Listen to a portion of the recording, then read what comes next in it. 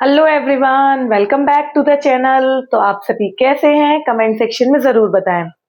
तो last class में हमने ये पढ़ा था कि एक्सपेंडिचर मेथड के न्यूमेरिकल सॉल्व किए थे, हम इनकम मेथड भी कर चुके हैं। आज हमारा वैल्यू एडेड मेथड हम स्टार्ट करेंगे। आज की क्लास वैल्यू एडेड मेथड के क्वेश्चंस के ऊपर रहेगी। तो आई होप आप सबने इनकम मेथड और एक्सपेंडिचर मेथड अच्छे से पढ़ लिया होगा। जो भी बुक्स आप अपने स्कूल्स में पढ़ रहे हैं उनसे आपने सारे न्यूमेरिकल सारे क्वेश्चंस अच्छे से प्रैक्टिस कर लिए होंगे। तो चलिए आज हम स्टार्ट करते हैं हमारा लास्ट और third method, value added method. तो देखिए बच्चों, मैंने ऑलरेडी एक क्वेश्चन बोर्ड पे लिखा हुआ है। इसमें ये subsidy, sales, closing stock, indirect taxes, intermediate consumption, opening stock और कंजम्पशन ऑफ फिक्स्ड कैपिटल ये गिवन है। आप सभी जानते हैं कि वैल्यू एडेड मेथड से हमें क्या मिलता है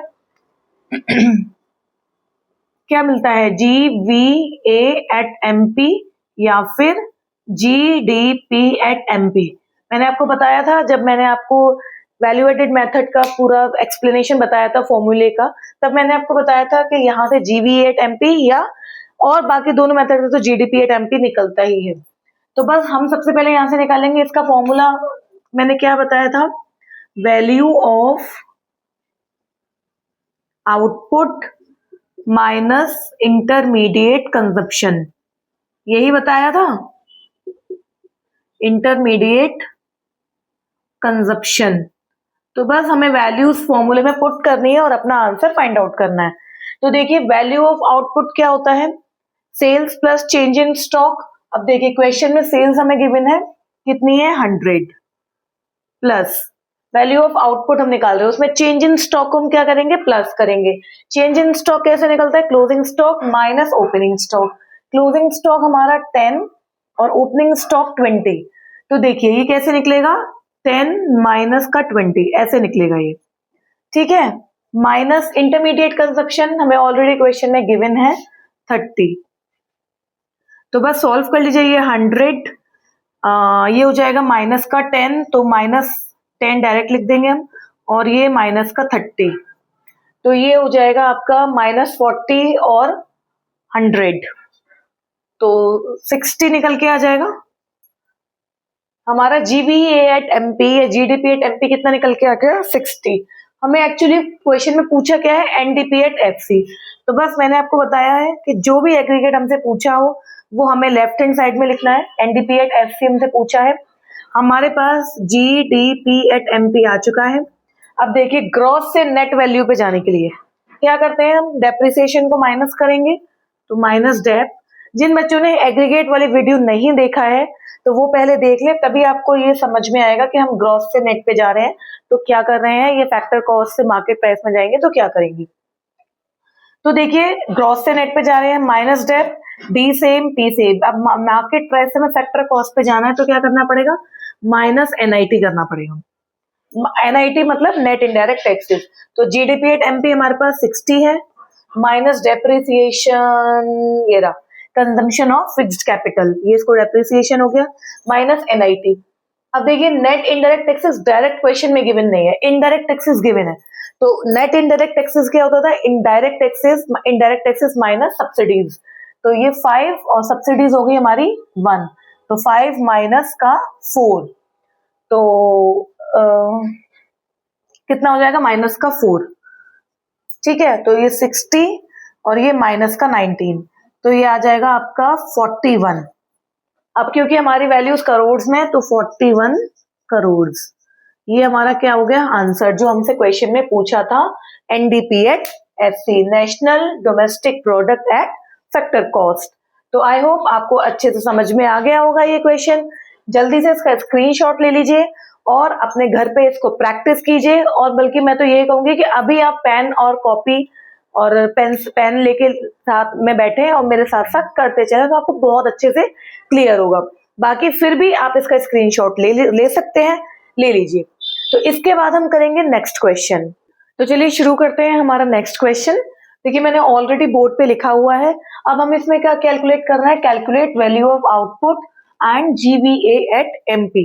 तो सिंपल है, हमें सिंपल बस वैल्यू एडेड मेथड का फॉर्मूला पुट करना है और कुछ नहीं निकालना। वही GVA एट MP हमारा वहां से निकलता ही है, वही हमें फाइंड आउट करना है।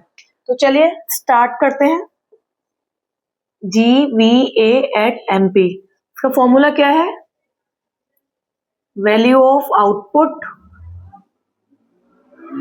Minus intermediate consumption. तो वैल्यू ऑफ आउटपुट जैसा कि मैंने बताया आपको, sales plus change in stock. Sales question में कितने गिवन है? 10,000 plus change in stock, closing stock minus opening stock, तो 800 minus 1000 minus intermediate consumption. Intermediate consumption यानी कि ये परचेजेस ऑफ रॉ मटेरियल, ये कितना गिवन है? 200। तो ये हो गया 10,000, ये आ जाएगा 1000 माइनस का 200 और ये भी माइनस का 200।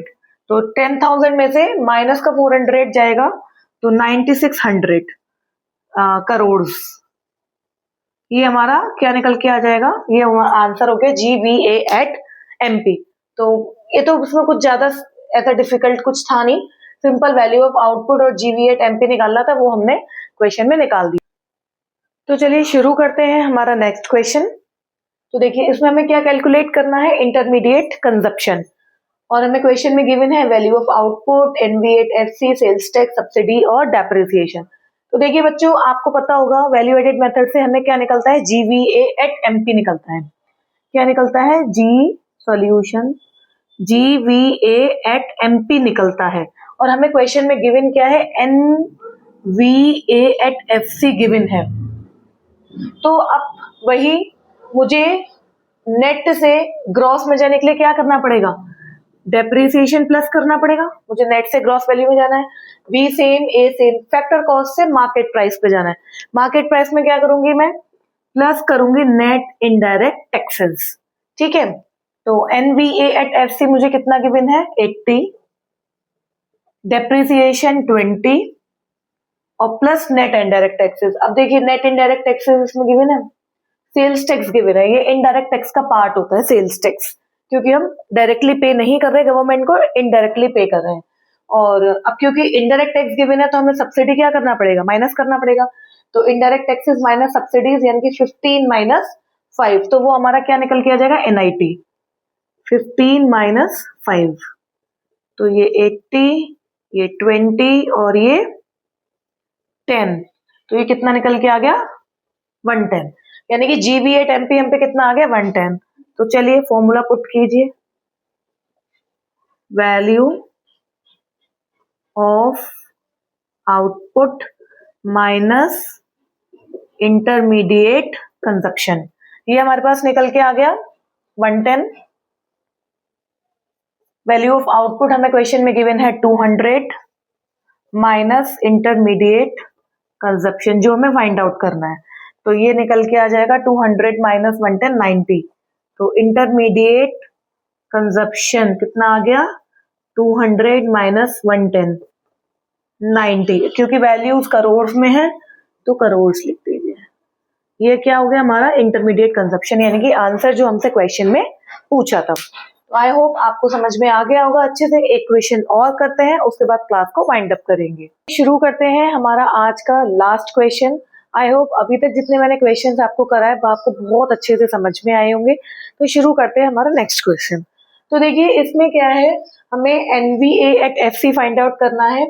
हमें सेल्स ऑफ व्हीट दी है, purchase of tractor, procurement of wheat, consumption of wheat, subsidy और expenditure on maintenance of existing capital stock. तो पहले मैं आपको ये बता दूं, ये जो मैं कंपोनेंट्स गिवन है इनका मतलब क्या है।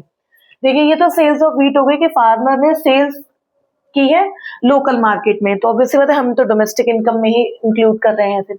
परचेज ऑफ ट्रैक्टर, अब देखिए हम जो purchase of raw material include करते हैं इंटरमीडिएट कंजम्पशन में, मैंने आपको ध्यान हो, मैंने आपको जब वैल्यू एडेड मेथड बताया था तो उसमें कुछ पॉइंट्स लिखवाए थे कि क्या इंक्लूड करना है और क्या इंक्लूड नहीं करना है। तो देखिए ये ट्रैक्टर है, एक असेट हो गया, तो ये हम परचेजेस में इंक्लूड नहीं करेंगे। दैट मीन्स इंटरमीडिएट कंजप्शन में इंक्लूड नहीं करेंगे हम, उसमें ओनली इंटरमीडिएट गुड्स इंक्लूड करते हैं, तो यानी कि ये हमारा इंक्लूड नहीं होगा। Procurement of wheat by government from the farmer, मतलब कि एक्वायरिंग, प्रोक्योरमेंट मतलब एक्वायर करना, फार्मर ने वो व्हीट जो है गवर्नमेंट जो फार्मर ने जो वीट ग्रो किए थे वो गवर्नमेंट ने प्रोक्योर करे, एक्वायर किए। तो ये हमारा किस में इंक्लूड होगा? वैल्यू ऑफ आउटपुट में, बिकॉज वैल्यू ऑफ आउटपुट में क्या इंक्लूड करते हैं? सेल्स।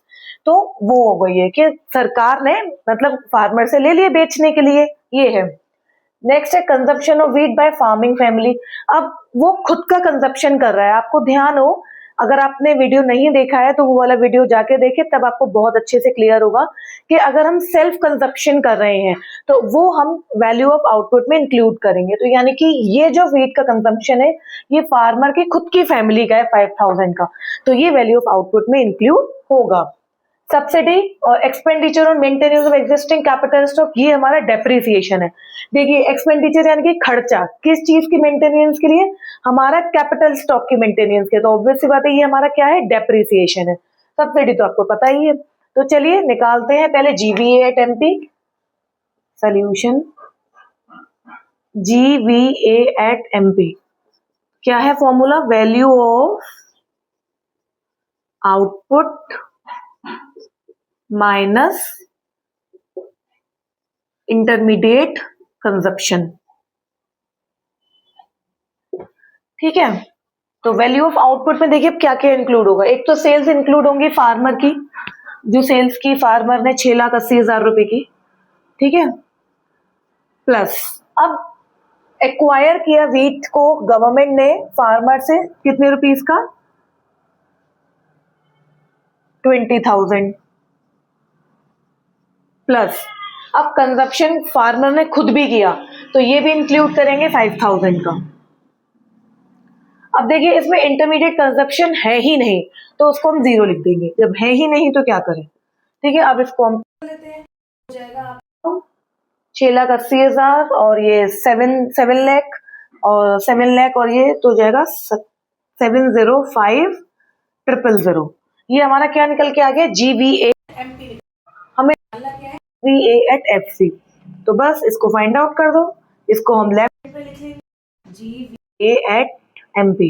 अब देखिए ग्रॉस से नेट पे जाना है, क्या करेंगे? Minus depreciation. अब B same A same, market price से फैक्टर कॉस्ट में जाना है तो क्या करेंगे? माइनस NIT को माइनस करेंगे। ये हो गया हमारा 705,000 माइनस डेप्रिसिएशन है हमारा 10,000 का। अब देखिए नेट इनडायरेक्ट टैक्सेस, अब इसमें कोई इनडायरेक्ट टैक्स नहीं गिवन है, सिर्फ सब्सिडी गिवन है। तो आप यहाँ एक इक्वेशन और देखिए, इनडायरेक्ट टैक्सेस हम 0 मान लेंगे, माइनस सब्सिडी कितना है हमारा? 2,000। ठीक है, तो यानी कि ये जो वैल्यू यहाँ से निकल के आएगी वो क्या निकल के आएगी? माइनस का 2,000, क्योंकि हमारे नेट इनडायरेक्ट जो हमारे इनडायरेक्ट टैक्सेस है वो कुछ गिवन ही नहीं है तो हमने उनको 0 माना है। तो बस 705,000 माइनस 10,000 और ये हो जाएगा प्लस का 2,000।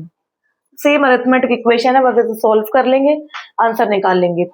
तो इसको हम माइनस कर लेंगे तो ये आ जाएगा 10,000 में से माइनस का 8,000, तो इसको हम इसमें ऐड कर देंगे।